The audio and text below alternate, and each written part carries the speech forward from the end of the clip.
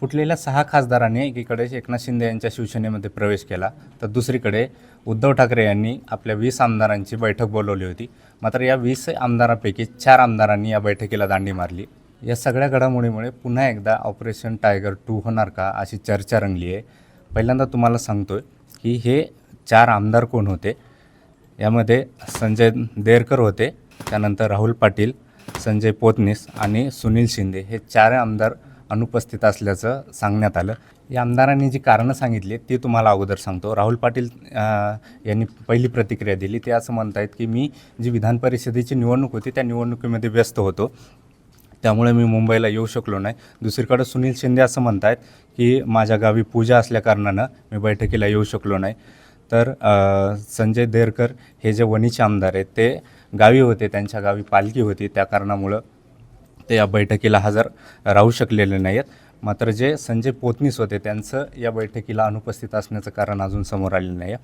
खरं तर या सगळ्या घडामोडीमुळे पुन्हा एकदा ज्या पद्धतीनं खासदार फुटले त्या पद्धतीनं पुन्हा एकदा आमदार देखील फुटतात का हा प्रश्न उपस्थित होतो आहे. पण जर आमदार खरंच फुटू शकतात का आणि जर फुटले तर याचे परिणाम काय होऊ शकतात हे एकदा थोडक्यात सांगण्याचा मी प्रयत्न करतो तुम्हाला. सध्या जे खासदार फुटलेत या खासदारामुळे ऑलरेडी शिवसेनेमध्ये किंवा एकनाथ शिंदे यांच्या बाजूने किंवा या खासदारांच्या मतदारसंघामध्ये मोठ्या प्रमाणात नाराजी ओढवली गेली आहे.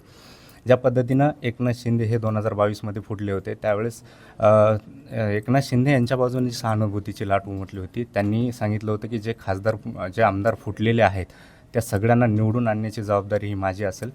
त्यांनी ते निवडून आणले. त्याचं कारण असं होतं की ज्यावेळेस 2019ला उद्धव ठाकरे हे काँग्रेससोबत जाऊन सत्ता स्थापन त्यांनी केली होती, हे लोकांना आवडलेलं नव्हतं.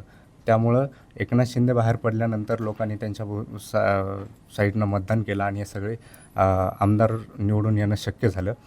आत्ता जे खासदार फुटले त्यामुळं पुन्हा एकदा लोकांमध्ये प्रचंड रोष निर्माण झाला आहे.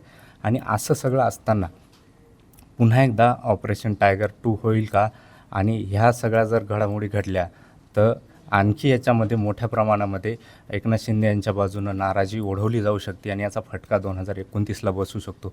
त्यामुळं हे ऑपरेशन टायगर 2 होणं यामध्ये जराशी साशंकता आहे.